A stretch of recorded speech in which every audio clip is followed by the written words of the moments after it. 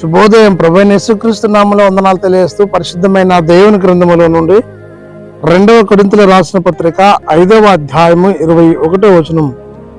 ఎందుకనగా మనం ఆయన యందు దేవుని నీతి ఎరిగినట్లు పాపమెరుగని ఆయనను మన కోసము పాపముగా చేసును. ప్రార్థన చేసుకుందాం. పరిశుద్ధుడా, ప్రేమ కలిగిన తండ్రి, వందనాలు స్తోత్రాలు చెల్లిస్తూ యేసయ్య నామంలో ప్రార్థించడికి వేడుకొంచున్నాము తండ్రి. ఆమేన్. భక్తులైనటువంటి పౌలు కొరింథీ సంఘానికి తెలియజేస్తూ రాస్తున్నాడు, మనం ఆయన యందు దేవుని నీతి ఎరిగినట్లు పాపమెరుగని ఆయనను మన కోసము పాపముగా చేసును. మానవ జీవితమే పాప జీవితము, అజ్ఞాతిక్రమమే పాపము. అట్టి ఆజ్ఞను మీరి మరణం కొని తెచ్చుకున్న మానవుణ్ణి ఆ మరణములో నుండి నిత్య జీవంలోకి నడిపించాలని యేసుక్రీస్తు దేవుడు లోకంలోకి వచ్చి మనందరి కొరకు చనిపోయి సమాధి చేయబడి మృత్యుంజయుడై 3వ రోజు తిరిగి లేచి ఉన్నాడు. మనము దేవుని నీతి అగునట్లు యేసుక్రీస్తు పాపిగా లేదా పాపమును శిలువ మరణ పైన మోసినాడు.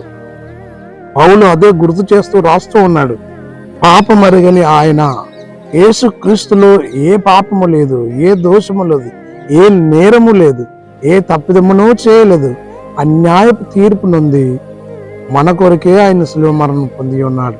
కాబట్టి పాపి అయిన మానవుని ప్రేమించి పాపమును పరిహరించి పరిశుద్ధులుగా చేయడానికి క్రీస్తు నిన్ను పిలుచుకొని నిత్యజీవం ఇవ్వడానికి ఏర్పాటు చేసుకున్నాడు.